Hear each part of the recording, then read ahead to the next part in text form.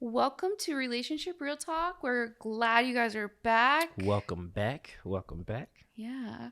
And today I wanted to discuss a topic I hadn't really ever thought about, but I was telling Alfonso I am a member of AARP.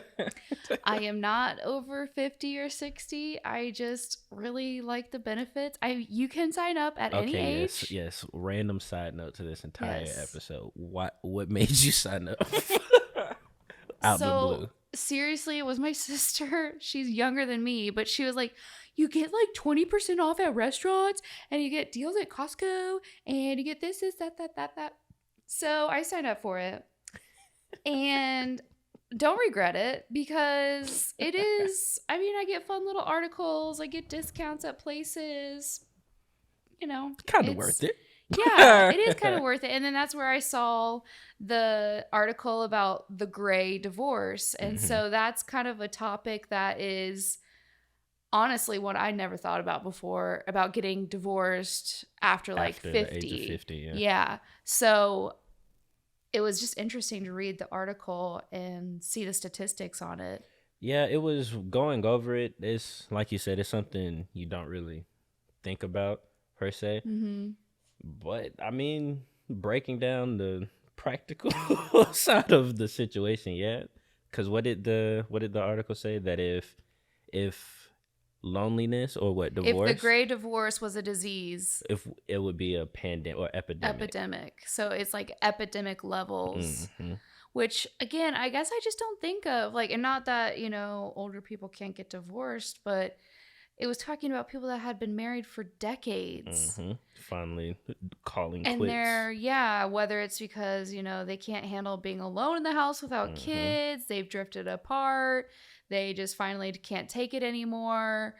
The older generation, they're getting divorced at crazy rates. And the one thing that did kind of stick out to me is, again, you really don't think about it, how many people stay together for kids, because that was something that was pinpointed a lot throughout the article. Yeah. Oh, well, don't need to stay together for the kids are out the house, the free time that comes with it. So even thinking about that aspect and how, okay, there was this relationship that was once there. It was a fire. Nothing rekindled. They didn't repair anything. It was literally for the kids. And then once the kids left, separation, which financial issues. It was saying that women even struggle more once the divorce happens because you got to think all the assets and stuff were either tied together or up under the husband.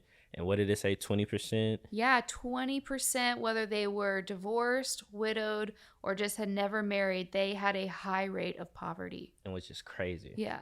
But, it makes sense. But I want to more so talk about how do you think people get to that point and what can people do to prevent getting a divorce at such an older age? So let's see.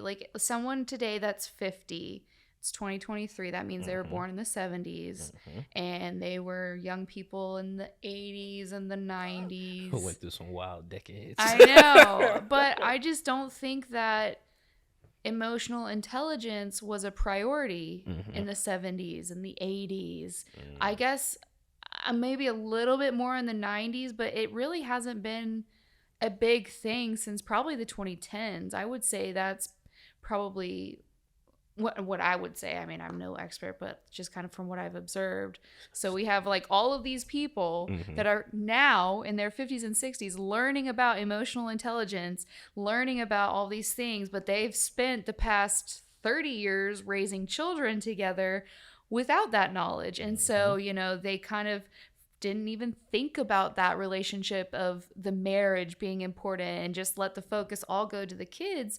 And instead of maintaining that marital relationship, they really focused in on their kids and they really focused in on, okay, how can I be a good parent? Because if you think about it, that was a huge priority because they probably didn't have great relationships with their parents. So their focus was, I really want to be a good parent. For my kids. For my kids, yeah. So, and I don't blame them because that was probably a huge thing that impacted them because their parents weren't available. So they tried their best to be available for their kids when they really neglected this other relationship. So I think that has something to do with it.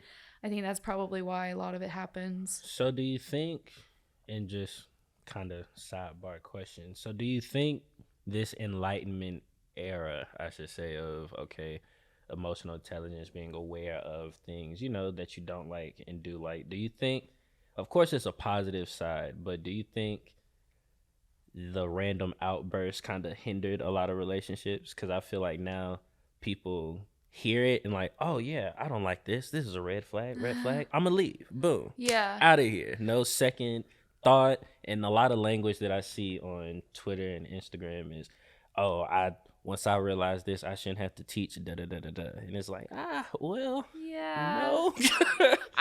That's such a catch-22 for me, because on the one hand, like, yeah, you shouldn't have to, but on the other hand, what's your social responsibility? If you are invested in this person and they have something that you see there's a need for education or information, and you just are like, not my job.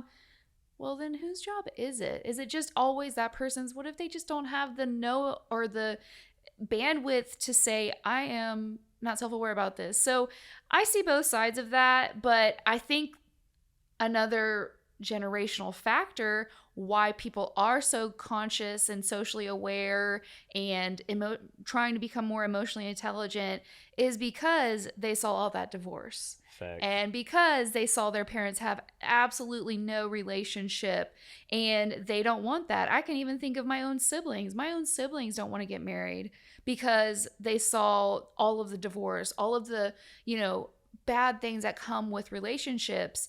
And so while these parents are trying to change the generational curse from their parents, they're creating and not that they're trying to curse, but they're showing their children what this kind of toxic relationship looks like. Yeah, instead of focusing on that, which would show them, oh, this is a good relationship, this is something you want to aspire to, which actually research shows when there's a healthy marriage, that's actually the best thing you can do for your kids, is to provide that safety, that's showing them that there's something more important than them. So I think that, it's also interesting to think, okay, so then what will the next generational curse be? Yeah. If we have all these people that are now focused on relationships, focused on emotional intelligence, focused on being the best self, focused on not getting into red flags, what's that going to put on the next generation? But it's so funny. I feel like, and I'll tie it back into the whole, what is it? The gray divorce. Yeah.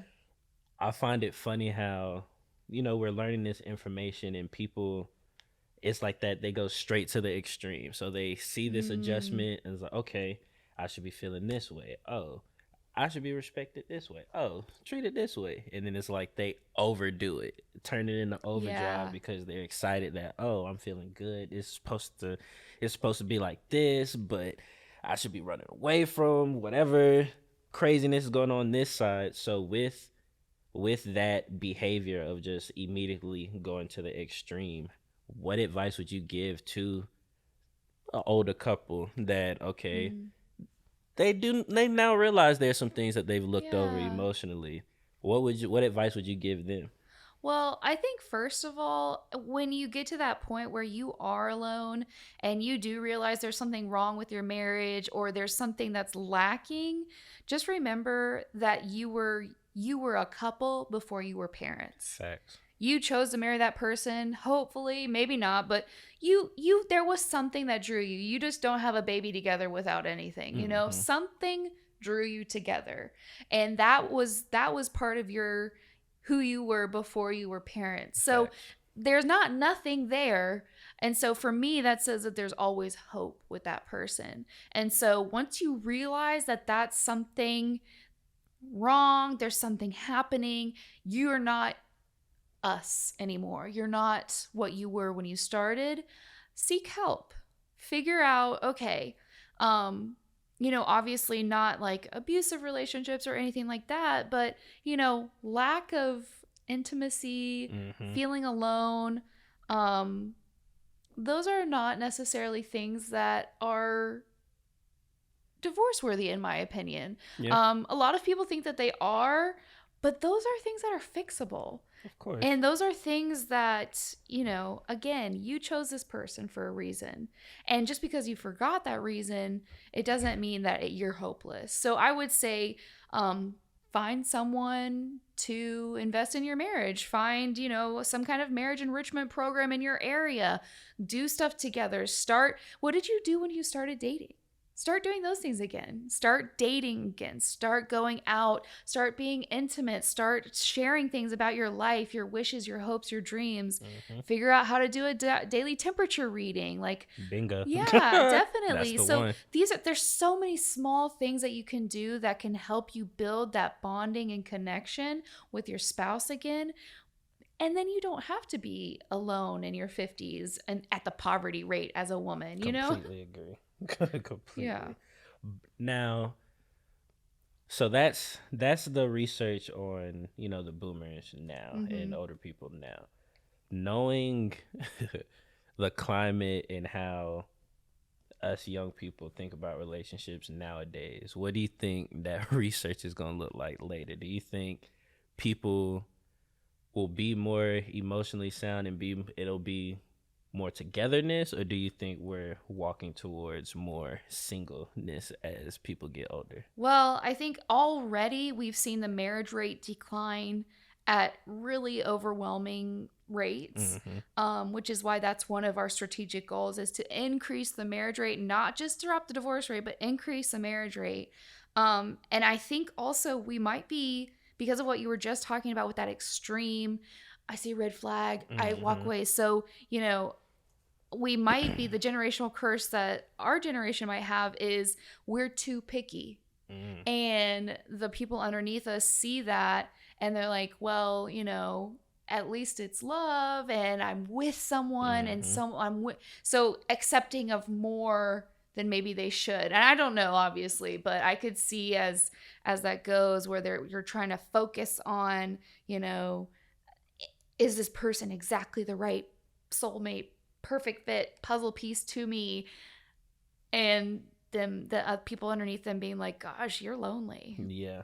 You got 58 cats, That's honestly sad to say. And thankfully lived a life we were working to prevent that. Yeah. But I definitely see our generation moving towards where you have more older single women, older single men, not necessarily trying to settle down. I try to go on these rabbit holes since we're a relationship, organization, just to see what single men are talking about, single women are talking about. And a lot of things are very career heavy. Like a lot of women, they're saying now, oh, well, I don't need marriage. I don't even need kids. I can go travel, be in the beach, laid up, living my best life. The males, I don't need a woman. I can make money, have options, and live my own life. So sadly, I do see us per se being more lonely, but I do think the people up under us going to see, okay, well, that wasn't the move at all. Yeah. And it's going to reverse. So hopefully we lean more in that direction. And I also wonder what that's going to do to the population. Because if we have less people getting married, less people having children, people don't even think about that whole cycle. Yeah. Population maybe heading toward a population decrease maybe. Yeah. But then again, I don't know, because people out here living life irresponsible and just, you're not wrong. Some people make up, for the other people not having kids. Yeah, they definitely out make here up having for 12, 18 kids. That is something for sure. So what else would you say to any older person that is listening to this podcast, to young people? I know. Giving advice. Well, and again, I don't know anybody's story. I don't know what you've been through. I just know from doing this work, from being in this environment for the past 4 years, we have seen people come through all of our programs, especially Hope Weekend, where the couples just are like, there's literally no hope for us. This is literally a last-ditch effort to tell the judge we did everything we could. And going through Hope Weekend, and their marriage is restored. Because again, that there was something. And, there was something at the beginning, and getting back to that something, getting back to the place where you're starting to restore and rebuild that trust and the intimacy that you've lost. And some of these people coming through Hope Weekend, I mean, they have been through much more intense things than I Feel Lonely and For sure. I just think we've drifted apart. Yeah, they're going through infidelity, and they're going through just, I mean, if you can think it has been a couple at a Hope Weekend, I promise you. So if they can find hope, if they can find their way back to restoration, then you can too. Now this and I'll answer it too. We're both in relationships. So how do you see yourself avoiding maybe the eventual head-butt collision that I'm sure it's going to happen. I mean, being with somebody for so long, we're going to run into those moments. So how do you think you're going to prepare and maneuver when that time comes? So when you say headbutt, Well, just come together. Maybe it is a dry spot in a relationship. Maybe you've gotten into a routine where it's kind of boring. Yeah. Maybe, I don't know, because of that, you're starting to argue a little bit more. So what ways now can you think to prevent those type of issues? That is such a good question, because I think a lot of people forget that marriage isn't a noun, it's a verb. And if That's good. relationships were created, or they are based on work.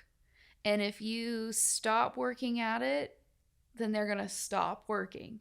So if you are finding that you're like, oh man, we're just fighting all the time, we're never coming together, are you doing anything to bond? Are you doing anything to connect? Are you communicating? Are you going on dates? And, if you are, then hey, maybe there's something else that you need. Maybe there's a class you need to take. Maybe you need to go see a couples counselor, because marriage does take work. And, if there's not two people that are committed to doing that every single day, then you are going to find yourself butting heads. You are going to find yourself feeling lonely. You are going to find yourself being like, wow, this is not the person I married. But, the things that bond and connect us aren't meant to bond and connect us for life. They're meant to bond and connect us for the next couple minutes. For the time being, whatever it is. Yeah, especially physical intimacy. Like that super, I mean, like all the married couples, but like, yeah, end an argument with that. 10 out of 10 would recommend. But the next day, you're still going to have that same argument unless you deal with it. So that's what I would say is just relationships. They are not created to be, oh, we said our vows, we're done. No, they take daily work and daily intentional. And I agree. Looking into it, I feel like marriage is like college. And when I say like college, before you get the degree, that's, the boyfriend, girlfriend stage, not, anything serious. Now you graduate, marriage certificate, boom, here you go. You finish, you went through what you need to go through to know that this is the person you are. Now, once you get that degree, now you're in the job force, all right? You can get a job, be cool, living real nice, get the salary, paycheck, degree, certified. This thing called continued education that you have to, there's no running away from it. A lot of people think you graduate, you get into your job career, and that's it. Nah, you have to stay on top of it. Same thing I see with marriage. You have to stay on top. So continuing to learn your partner, continuing to learn different strategies to bond, because that might change. Who knows? After the first kid, maybe some of the things y'all did annoy your wife now. So switch it up and vice versa. So that's how I see, just really being, like you said, eager to learn. And for a male's perspective, being able to listen and adjust. I feel like that's a big thing for us, because you can tell us something and we can hear you.